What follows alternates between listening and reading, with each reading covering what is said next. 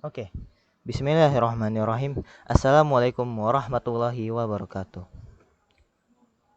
Seperti yang kalian sudah lihat pada judul atau thumbnail di video kali ini, jadi saya akan menceritakan atau meringkas tentang kisah Perang Uhud yang terjadi beberapa waktu lalu pada tahun 625 Masehi atau tahun 3 Hijriah. Oke, Perang Uhud. Yang pertama, latar belakang. Untuk latar belakang Perang Uhud terjadi pada tahun 625 Masehi atau tahun 3 Hijriah setelah kemenangan Muslim dalam pertempuran Perang Badar pada tahun sebelumnya, yaitu tahun 624 Masehi. Nabi dan para pertempuran Badar telah memicu permusuhan antara kaum muslimin dan kaum Quraisy di Mekah karena kaum Quraisy tidak menerima kekalahan mereka pada saat Perang Badar. Poin kedua, persiapan. Nabi Muhammad SAW menerima intelijen bahwa pasukan Quraisy yang dipimpin oleh Abu Sufyan akan menyerang kembali. Nabi dan para sahabatnya memutuskan untuk menghadapi pasukan Quraisy di bukit yang bernama Uhud, sekitar 4 km dari kota Madinah. Poin ketiga, pasukan Muslim. Untuk pasukan Muslim terdiri dari sekitar 700 orang.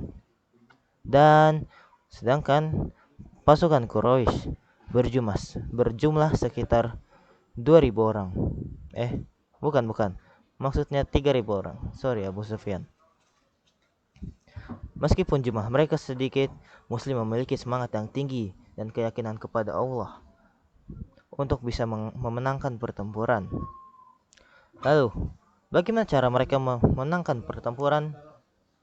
Poin keempat, taktik pertempuran. Nabi Muhammad SAW menempatkan pasukan Muslim di Bukit Uhud.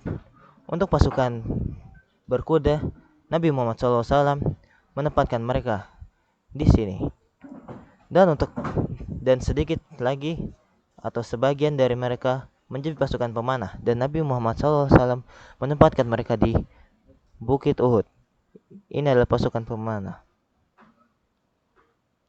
Dan Rasulullah SAW memerintahkan mereka untuk tidak meninggalkan posisi mereka apapun yang terjadi. Dia juga menunjuk sekelompok pemanah di sini untuk tidak bergerak apapun kondisinya, untuk melindungi pasukan yang di bawah dari serangan kafir Quraisy. Yang kelima, kekalahan awal Quraisy. Pertempuran dimulai dengan baik untuk Muslim, namun ketika pemanah yang diinstruksikan untuk menjaga pasukan tidak patuh dan meninggalkan posisi mereka untuk mendapatkan bagian dari barang rampasan perang, lalu situasi pun berubah. 6. Keputusan yang fatal. Ketika sebagian pemanah meninggalkan posisi mereka, pasukan Quraisy di bawah pemimpinan Khalid bin Walid melihat kesempatan dan menyerang pasukan Muslim dari belakang. Ini menciptakan kebingungan di antara pasukan Muslim.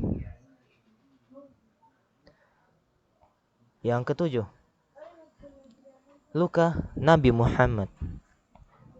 Untuk luka Nabi Muhammad, beberapa laporan beredar tentang luka beliau, tetapi luka di wajah dan giginya terkena pedang adalah luka yang paling terkenal. Luka terkena pedang. Dan kedelapan, pertahanan pasukan Muslim. Meskipun mengalami kesulitan, sebagian besar pasukan Muslim tetap melindungi Nabi Muhammad SAW dan melanjutkan perjuangan mereka. Beberapa sahabat setia seperti Abu Bakar dan Umar melindungi Nabi Muhammad. Dan yang kesembilan, penarikan pasukan Muslim. Akhirnya, Nabi Muhammad SAW memerintahkan pasukannya untuk mundur dari Bukit Uhud ke Madinah. Ini adalah langkah bijaksana mengingat situasi yang tidak menguntungkan. 10. Pembelajaran dari Perang Uhud. Perang Uhud mengajarkan pelajaran berharga tentang kedisiplinan, kepatuhan, dan pentingnya mengikuti perintah pemimpin. Meskipun Muslim mengalami kerugian dalam pertempuran ini, mereka belajar untuk tidak mengabaikan perintah Nabi Muhammad. Meskipun Perang Uhud berakhir dengan kerugian bagi pasukan Muslim, ini adalah bagian dari perjalanan panjang dalam sejarah Islam. Peristiwa ini mengajarkan umat Islam tentang pentingnya kepatuhan, ketabahan, dan kepercayaan kepada Allah untuk melindungi mereka dalam menghadapi cobaan dan kesulitan. Oke, mungkin itu sekian dari ringkasan cerita sirah Perang Uhud kali ini. Dan terima kasih untuk menonton. Saya Gazwan Rena Sabrindarto, pamit undur diri.